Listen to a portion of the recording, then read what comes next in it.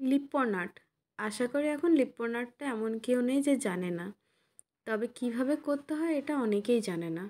দেখতে কেমন লেগেছে সেটা একটু বলবেন?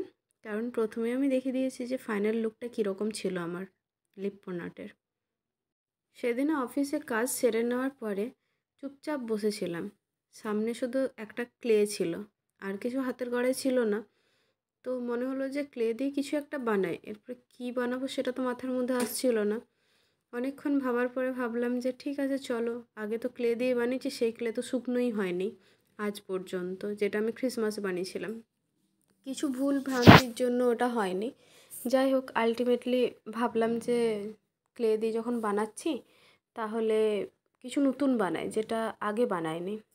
তো লিপ্পন আর্ট সার্চ করলাম নেটে, গুগলে সার্চ করার পরে দেখলাম ভ্যারাইটিস ডিজাইন দেখলাম। তার মধ্যে ময়ূরটাই আমার সবথেকে বেশি ভালো লাগলো। আর এটা করার আরেকটা কারণ হলো যে যদি ভালো হয় তাহলে আমি একজনকে গিফট করবো বলে ভেবেছি। ওই জন্য একটু চেষ্টাই করলাম ঠিকঠাক করে, যে যদি চেষ্টা করে একটুখানি ঠিকঠাক একটা স্ট্রাকচার আনতে পারি যেটা দেওয়ার মতন, তাহলে ডেফিনেটলি তাকে দেবো, কারণ সেও খুব পছন্দ করে এইসব জিনিস। এবার শুরু করলাম সার্চিং। সার্চিং মানে অবাক হয়ে যাবেন যে কিসের সার্চিং।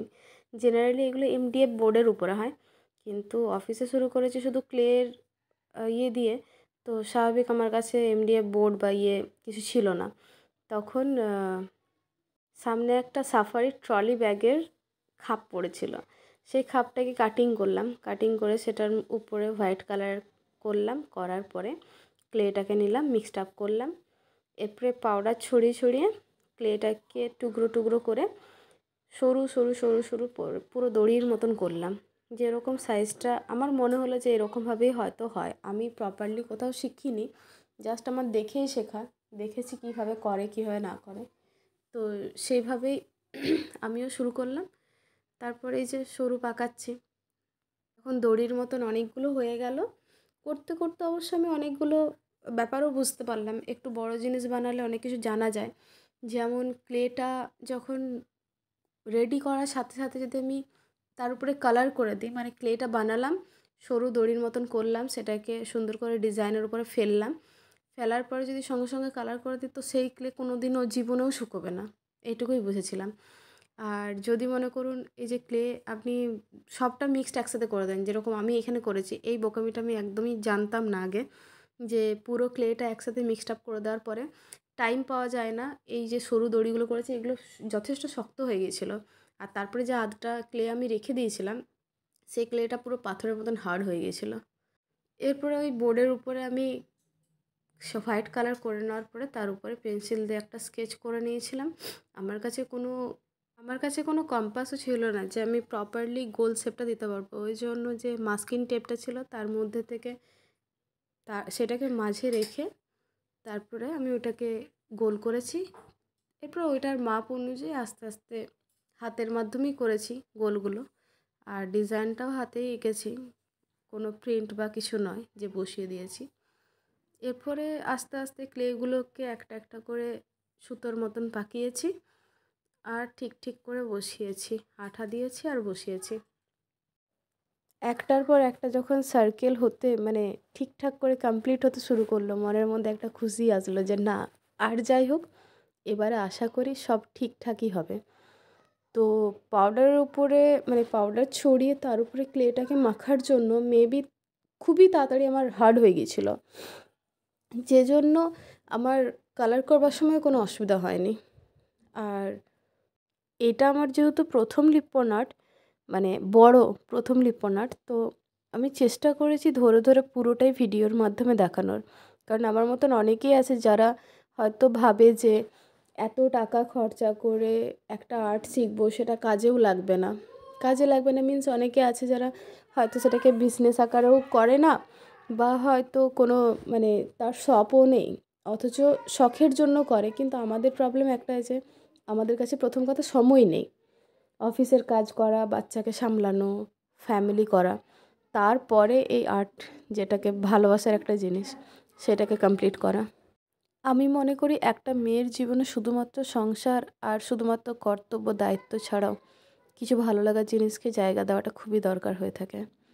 কারণ তাদেরও জীবন আছে, তাদেরও শখ আহ্লাদ কিছু আছে। হোল নাইট পার্টি করা বা বন্ধুবান্ধবের সাথে আড্ডা মারা ছাড়াও অনেকের ভালোবাসার জায়গায় এরকম আর্ট অ্যান্ড ক্রাফটও হয়ে থাকে, যেরকম আমার।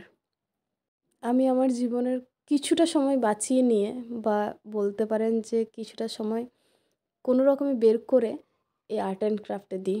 যদি বা এখান থেকে আমার লাভ কিছু থাকে না, যে আমি এটাকে কোনো বিজনেসের আকারে ইউজ করি বা কিছু, বা কারোকে কোনো দিন বলেছি যে এটা কেনো, বা কী বলবো আর, মার্কেটিং করা, এসব কিছু করি না।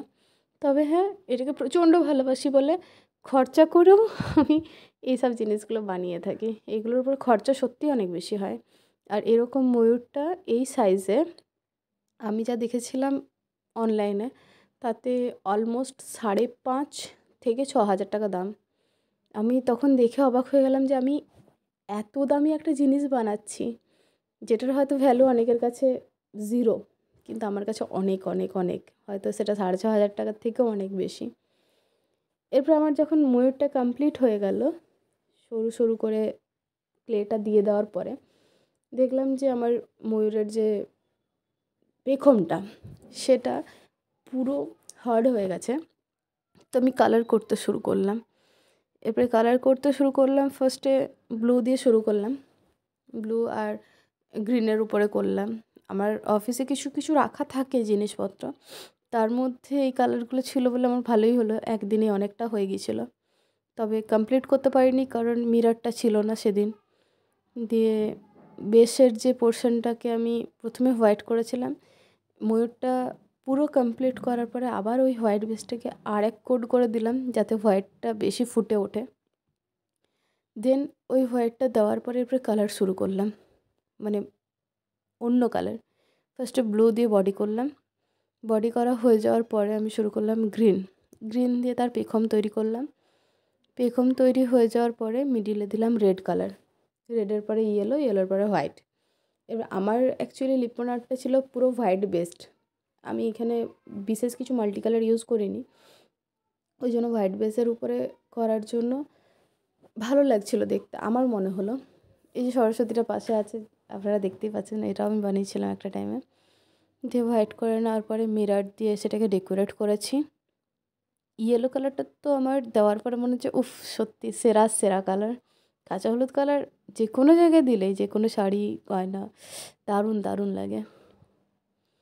তারপরে রেডটা করার পরে মনে হলো যে একটু ফাঁকা ফাঁকা লাগছে, দেন আবার ড্রপ দিয়ে দিয়ে সেটাকে ডেকোরেট করার পরে মিরর দিয়ে তার মাঝখানে বেস্ট উইশেস লিখলাম, কারণ কাউকে গিফট করব বলে ভেবেই নিলাম যে হ্যাঁ দেবো এরপরে।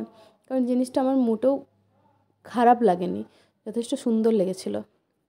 সবথেকে বড় প্রবলেম যেটা ফেস করলাম সেটা হচ্ছে এমডিএফ বোর্ড না হওয়ার জন্য। এটা আমার বোর্ডটা ইউজ করতে করতে মেবি টান পড়ে যাওয়াতে একটুখানি শেপটা রাউন্ডের দিকে হয়ে গেছিলো।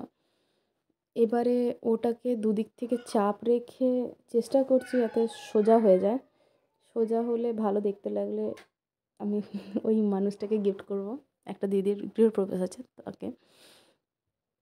আপনারা বলবেন যে কেমন লেগেছে, বা এই প্রথমবার একটা বড় জিনিস ট্রাই করলাম, তো যদি ভালো লাগে আমারও ভালো লাগবে পরে আরও আরও জিনিস বানাতে।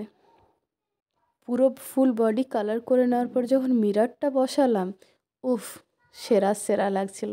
লুকটা দেখুন একবার, মানে মাথা খারাপ হয়ে গেল আমার এই পুরো লুকটা যখন কমপ্লিট হয়ে দাঁড়ালো। আর কন্টিনিউ আমি বোর্ডটাকে একবার এদিকে আর এইদিকে করছিলাম, মানে মিররটা রিফ্লেক্ট করছিল লাইটটাকে, এত সুন্দর লাগছিল, পুরো গর্জিয়াস। তখন মনে হলো একটা সুন্দর বাড়ি, সুন্দর দেওয়ালে এটা যথেষ্ট সুন্দর মানাবে। সুতরাং কনফিডেন্সটা অনেক ভালো রকম ফিরে পেলাম। আপনাদের কি মনে হয় যে আমি এটা পেরেছি, এরপরে আরও নতুন ধরনের আরও কিছু ট্রাই করা উচিত, নাকি আমি যদিও বা কিছুই শিখিনি, এসব আর্ট অ্যান্ড ক্রাফটের কোনো জিনিসই আমি শিখিনি কোথা থেকেও, না লিপন আর্ট শিখেছি, না রেজিন আর্ট শিখেছি, নিজেই করেছি, নিজেই ঠকেছি, নিজেই বুঝতে পেরেছি এখানে ভুল হয়েছে, ওখানে ঠিক হয়েছে। নিজে করলে যে ভুলটা ধরা পড়ে, সেটার পরে বুঝতে পারা যায় খুব ভালো করে যে কী ঠিক আর কী ভুল। সুতরাং আপনারাও বলে দেবেন যে কোন জায়গাটা ঠিক হয়েছে, কোন জায়গাটা ভুল হয়েছে।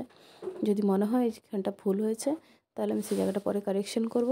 আর যদি ভিডিও ভালো লেগে থাকে তাহলে চ্যানেলটাকে সাবস্ক্রাইব করে দেবেন, লাইক, কমেন্ট অ্যান্ড শেয়ার করে দেবেন। শেষ পর্যন্ত দেখার জন্য থ্যাংক ইউ।